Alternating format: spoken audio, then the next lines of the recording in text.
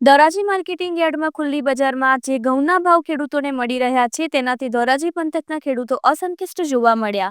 રાજકોટ જિલ્લાના ધોરાજી માર્કેટિંગ યાર્ડમાં ઘઉંની જણસીની મબલક પ્રમાણમાં આવક જોવા મળેલ ધોરાજી તાલુકાના ખેડૂતોએ પોતાના ખેતરમાં ઘઉંનું વાવેતર કરવામાં આવ્યું છે અને ઘઉંની જણસી તૈયાર થતા ધોરાજી માર્કેટિંગ યાર્ડમાં ખુલ્લી બજારમાં વેચવા માટે આવી પહોંચ્યા, પણ ઘઉંની જણસીનો ભાવ ખુલ્લી બજારમાં મળી રહ્યો છે તેનાથી ખેડૂતો અસંતુષ્ટ જોવા મળ્યા।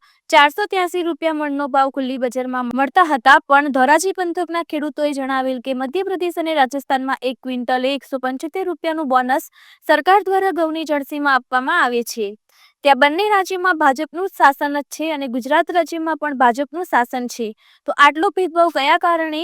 અમે શું પાકિસ્તાનમાં રહીએ છીએ કે શું? તેવો આક્ષેપ ખેડૂતો કરી રહ્યા છે અને માંગ પણ કરી રહ્યા છે કે ગુજરાત રાજ્ય મધ્યપ્રદેશ અને રાજસ્થાનની જેમ ગુજરાતમાં પણ ઘઉંની જણસીમાં ક્વિન્ટલે 175 રૂપિયાનું બોનસ જાહેર કરે અને ટેકાના ભાવની ખરીદી ચાલુ કરવામાં આવે તેવી માંગ કરવામાં આવેલ।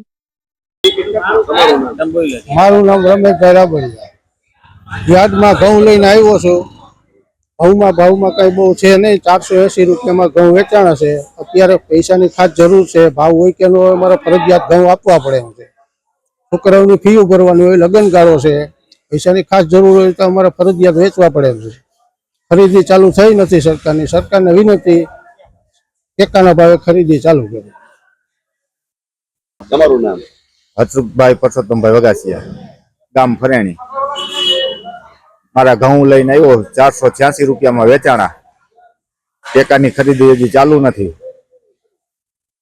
અને રાજસ્થાનમાં અને મધ્યપ્રદેશમાં ભાજપની સરકાર છે તો ત્યાં 250 રૂપિયા ક્વિન્ટલે બોનસ આપે, તો ગુજરાતમાં ભાજપ સરકાર છે તો કેમ નહીં? એમ મારી એટલી માગણી છે કે ગુજરાત સરકારે ખેડૂતને ક્વિન્ટલે 250 રૂપિયા આપે।